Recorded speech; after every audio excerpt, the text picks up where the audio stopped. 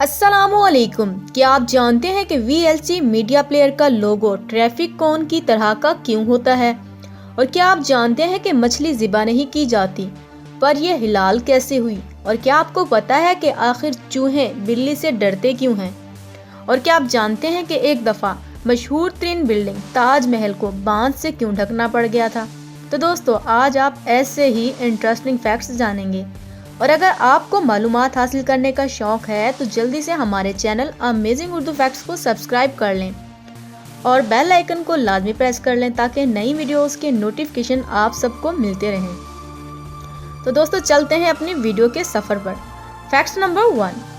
क्या आप जानते हैं कि कॉर्निया इंसानी जिस्म का वो हिस्सा है जो बगैर खून की फ्राहमी के डायरेक्ट हवा से ऑक्सीजन हासिल करता है?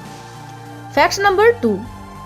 गर्मियों में बहुत से दोस्तों ने एसी तो ज़रूर यूज़ किया होगा। नॉर्मली हम घरों में एसी यूज़ करते हैं, वो 1 टन, 1.5 टन या फिर 2 टन होते हैं। लेकिन क्या आपने कभी सोचा है कि ये टन तो हम वज़न में यूज़ करते हैं?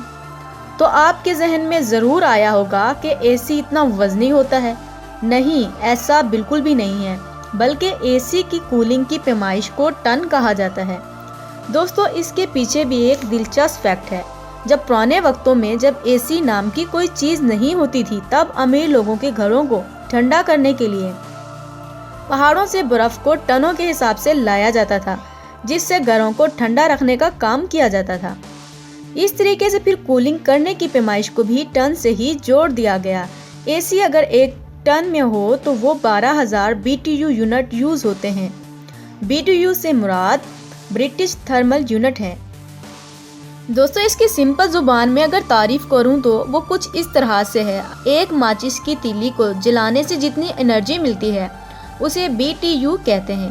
अगर आपके पास 1 टन बर्फ़ पड़ी हो तो उसको 24 घंटे में पिघलाने के लिए 2,86,000 BTU एनर्जी की ज़रूरत है। इसी तरह 1 घंटे में 12,000 BTU एनर्जी बनती है। तो आप ये कह सकते हैं कि 1 टन का एसी 1 घंटे में 12,000 माचिस की तीलियों की एनर्जी को कमरे से बाहर निकाल सकता है। तो दोस्तों, है ना इंटरेस्टिंग बात। Fact number 3। दोस्तों, आपने अपने घर के किचन में अक्सर चूहों को तो ज़रूर देखा होगा, लेकिन कुछ लोग चूहों के खात्मे के लिए स्पेशली बिल्ली को पालते हैं। और जिस घर में बिल्ली हो तो वहाँ चूहे नहीं होते। लेकिन दोस्तों, क्या आपने कभी सोचा है कि ऐसा क्यों है? चूहे बिल्ली से क्यों डरते हैं? तो आइए दोस्तों, अगर आप नहीं जानते तो अब जान लीजिए। दोस्तों, मुहक्किकीन के मुताबिक बिल्ली के पेशाब में मौजूद केमिकल की बू चूहे के लिए खौफ का बाइस बनती है। माहिरीन को मालूम हुआ है कि जब छोटे चूहों को बिल्ली के पेशाब में मौजूद केमिकल की बू सूंघाई जाए तो उन्होंने दीगर चूहों की निस्बत अपनी बाकी ज़िंदगी में बिल्ली की खुशबू से कतराने की कोशिश कम की है। जबकि मॉस्को में institute of ecology and evolution ने बताया था कि बिल्ली के पेशाब में मौजूद ये मरकब, जिसे फ्लैनन का नाम दिया गया है, चूहिया में अस्काते हमल का बाइस बनता है। That's amazing. Fact number 4।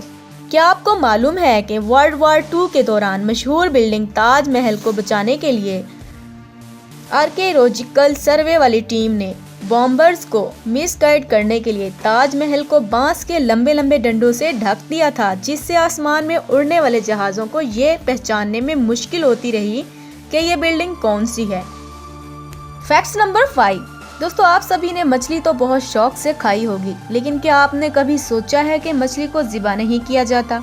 फिर यह हिलाल कैसे हुई? दोस्तों, इस्लाम ने हिलाल खाने का हुक्म देते हुए हराम खाने से मना किया है और ऐसे जानवर का गोश्त इस्तेमाल करने का हुक्म दिया है जिसे इस्लामी तरीके से ज़िबा किया गया हो। गैर मुस्लिम ना सिर्फ हराम गोश्त खाते हैं बल्कि इस्लाम के इस हुक्म से मुताल्लिक मछली की मिसाल पेश करते हुए ये सवाल भी उठाते हैं कि इसे ज़िबा नहीं किया जाता तो फिर ये कैसे हिलाल हो गई? तो दोस्तों, इसकी वजह जानकर अल्लाह की कुदरत देखकर आप बेख्तियार सुबहान अल्लाह बोल उठेंगे। दोस्तों, अल्लाह ताला ने हर चीज़ को बेहतरीन अंदाज से बनाया है और ऐसा ही मामला मछली के साथ भी है। मछली जैसे ही पानी से बाहर आती है तो इसके जिस्म में मौजूद तमाम खून फ़ौरन अपना रास्ता बदल लेता है और मछली के मुंह में वाक़या एपिग्लॉटिस में जमा होना शुरू हो जाता है। मछली के पानी से बाहर निकलने के कुछ देर बाद ही इसके जिस्म में मौजूद खून का एक एक कतरा एपिग्लोटिस में जमा होकर बाकी गोश्त को खून से पाक करके इसका गोश्त खालिस और हलाल कर देता है। यही वजह है कि मछली को ज़िबा करने की ज़रूरत ही नहीं रहती। और दोस्तों, जब मछली का गोश्त तैयार किया जाता है तो एपिग्लोटिस को भी निकाल दिया जाता है। फैक्ट नंबर 6 दोस्तों, इंसानों के ग्रुप के नाम को तो आप जानते ही होंगे, मतलब क्राउड यानी भीड़। वैसे अगर बहुत सारे आउल्स यानी उल्लू इकट्ठे हो जाएं तो उस ग्रुप को कॉर्ड कहते हैं। मतलब a group of owls is called cord. That's amazing. Fact number 7 दोस्तों, अमेरिका में एक दरख्त है जिसका नाम मैंची नील है। यह दरख्त शक्लो सूरत में सेब यानी एप्पल के पौधों की तरह है। इसके ऊपर लगने वाला फल बहुत छोटा लेकिन वो भी एप्पल की तरह होता है। इसको बीज एप्पल भी कहते हैं। इस दरख्त के बारे में एक दिलचस्प और हैरान कर देने वाला फैक्ट भी है, लेकिन नए आने वाले दोस्तों से मेरी गुजारिश है कि हमारे इस मुनफरिद चैनल अमेजिंग उर्दू फैक्ट्स को सब्सक्राइब कर लें और साथ ही लगे बेल आइकन को भी प्रेस कर लें। तो दोस्तों, मैं बात कर रही थी मैंची नील नामी दरख्त की। ये इंतहाई जहरीला दरख्त है। इसमें बहुत ताकतवर टॉक्सिन पाया जाता है। इसमें से निकलने वाला दूध आपके जिस्म पर शदीद एलर्जी पैदा कर देगा। और अगर बारिश के दौरान आप इस दरख्त के नीचे हो जाएं, बारिश का पानी इसके पत्तों से होता हुआ आपके ऊपर गिरेगा तो भी आपकी स्किन को खराब कर देगा। हत्ता कि अगर आप एक कार को भी इस दरख्त के नीचे खड़ा कर दें तो इसका दूधिया पानी कार के कलर को खराब कर देगा। दोस्तों, बहुत सी जगहों पर इस दरख्त के ऊपर वार्निंग बोर्ड भी लगाए गए हैं कि इस दरख्त को हाथ लगाना मना है। फैक्ट नंबर 8 दोस्तों, पबजी मोबाइल ने गली के हर बच्चे को गेमर्स बना दिया है। दोस्तों, ये गेम इतनी अमेजिंग है कि लगभग 9 करोड़ लोग इसे खेलते हैं और 22 करोड़ लोग ऐसे हैं जो महीने में एक दफ़ा पबजी खेलते हैं। तो दोस्तों, अगर आप उन 22 करोड़ में हो तो कमेंट बॉक्स में #PUBG Gamer लिख कर ज़रूर कीजिएगा। फैक्ट नंबर 9 दोस्तों, बोलिविया के जंगलात में एक ऐसा पौधा भी पाया जाता है। ये 80 से 100 साल के अरसे में जवान हो जाता है। ये पौधों में बहुत नायाब यानी यूनिक किस्म का पौधा है।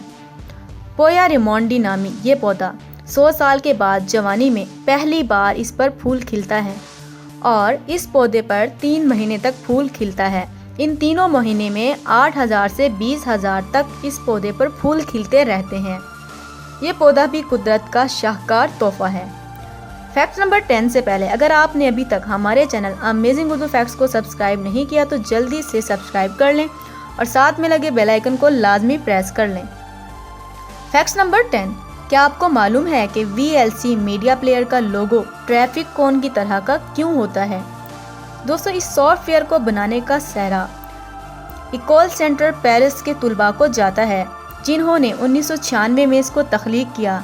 इसका लोगो ट्रैफिक कोन की तरह इसलिए होता है। ये तुलबा एक दिन बहुत ज़्यादा शराब नोशी के बाद वापस आए तो अपने साथ बहुत सारी ट्रैफिक कोने भी उठा लाए। इसके बाद इन्होंने ये आदत बना ली और कोने जमा करने लगे। कुछ अरसे बाद जब इस सॉफ्टवेयर का काम शुरू हुआ तो इन स्टूडेंट्स ने फैसला किया कि वो VLC का लोगो ट्रैफिक कोन रखेंगे, जो कि आने वाले दिनों में बहुत मशहूर हो गया। तो दोस्तों, वीडियो पसंद आने की सूरत में लाइक करें और अगर अभी तक आपने हमारे चैनल अमेजिंग उर्दू फैक्ट्स को सब्सक्राइब नहीं किया तो जल्दी से सब्सक्राइब कर लें। और आपको मेरी वीडियो कैसी लगी कमेंट बॉक्स में ज़रूर बताइएगा। मिलते हैं एक अगली नई वीडियो में, तब तक के लिए अल्लाह हाफिज़। शुक्रिया।